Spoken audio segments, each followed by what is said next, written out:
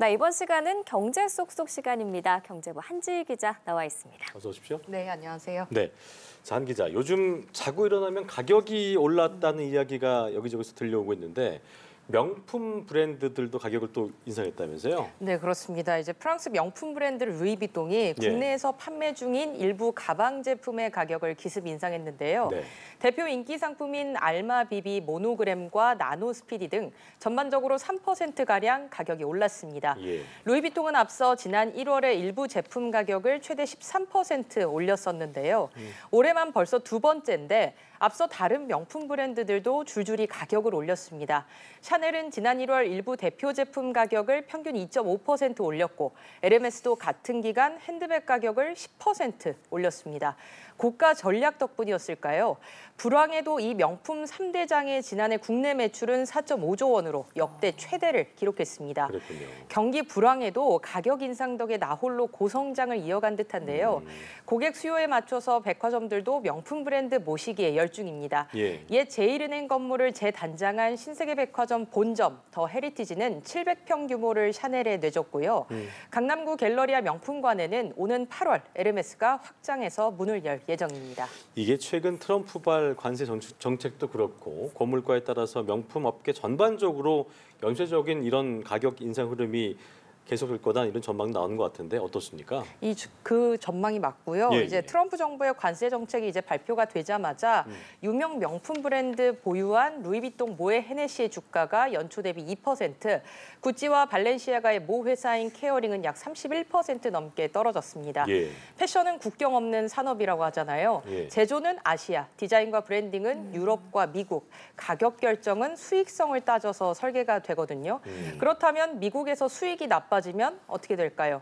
다른 시장에서 이를 보전하려고 하겠죠. 그렇겠죠. 한국도 예외는 아닙니다. 미국의 관세 정책은 브랜드 전체의 원가와 마진, 가격 정책을 뒤흔드는 변수로 작용하고 있기 때문에 결국 우리 지갑 사정에도 고스란히 반영될 수밖에 없어 보입니다. 네, 정말 김밥 같은 먹거리부터 명품까지 안 오르는 게 없는 것 같습니다. 그렇습니다. 다음 주제 만나보죠. 요즘 편의점 택배 이용하시는 분들 상당히 많으신데 그래서 그런지 업체 간의 택배 서비스 경쟁도 치열해지고 있습니다. 다양한 서비스들이 나오고 있다고요? 네, 그렇습니다. 이제 택배가 최근 편의점을 대표하는 서비스로 자리매김하면서 종류도 다양해지고 있는데요. 편의점 시유는 발송부터 수령까지 24시간 안에 이루어지는 초고속 택배 서비스, 내일 보장 택배를 선보였습니다. 토요일을 제외하고 매일 오후 6시 이전에 접수되는 물품은 다음 날 고객이 지정하는 곳으로 배송해준다고 합니다. 다른 편의점들도 다양한 택배 서비스를 운영 중인데요. 세븐일레븐은 일반 택배 서비스 대비 약 50% 저렴한 착한 택배를, GS25는 가까운 편의점에서 택배를 맡기고 찾아가는 반값 택배를 운영 중입니다. 치솟는 물가에 상대적으로 저렴하고 가까운 거리에서 이용할 수 있는 편의점 택배가 주목받으면서 업체들 간의 경쟁도 더 치열해질 것으로 보입니다. 경쟁이 이렇게 치열해지다 보니까 좀 어려움을 겪는 업체들도 늘고 있을 것 같은데요. 네, 그렇습니다. 아무래도 뭐 더 빨리, 더 싸게를 외치는 소비자들을 만족시키려면 서비스를 더 강화할 수밖에 없잖아요.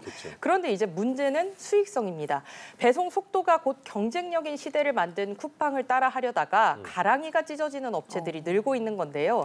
새벽 배송 업계 1위라고 선전한 업체는 결국 서비스를 중단했고 주 7일 배송을 추진했던 택배 회사는 노조의 반발에 직면했습니다. 국내 택배 시장의 성장세도 둔화하고 있는데요. 지난 1월에서 2월까지 국내 택배 물동량은 5억 8천만 상자로 작년보다 4%가 줄었습니다. 택배 물량의 큰 손으로 꼽히는 이커머스 거래액도 성장세가 주춤한데요. 택배사들이 이커머스 업체에 부과하는 비용을 올리게 되면 결국 소비자 가격 인상으로도 이어질 수 있다는 목소리가 큽니다. 결국 이것도 소비자들의 부담으로 돌아오는 거네요. 네, 그렇습니다.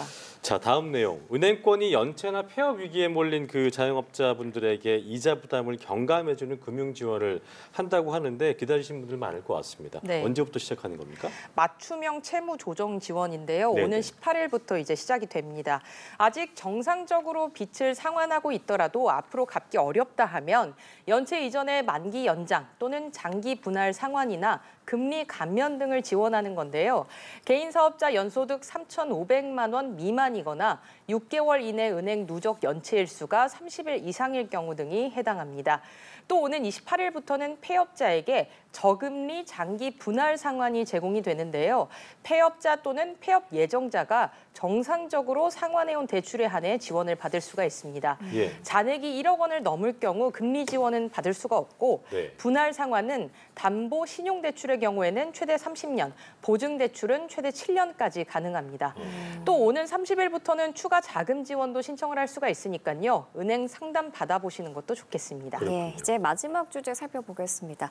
최근에 반려동물 많이 키우시면서 펫푸드 시장이 상당히 커졌는데 반려동물의 눈이나 관절에 좋다는 각종 영양제까지 등장을 했거든요. 네. 그런데 상당수 제품이 기능성 함량 원료를 크게 부풀렸다고요? 네, 그렇습니다. 한국소비자원이 이제 시중에 유통되고 있는 반려동물 영양제 20종을 조사를 했는데요. 상당수가 사실상 맹탕이었습니다.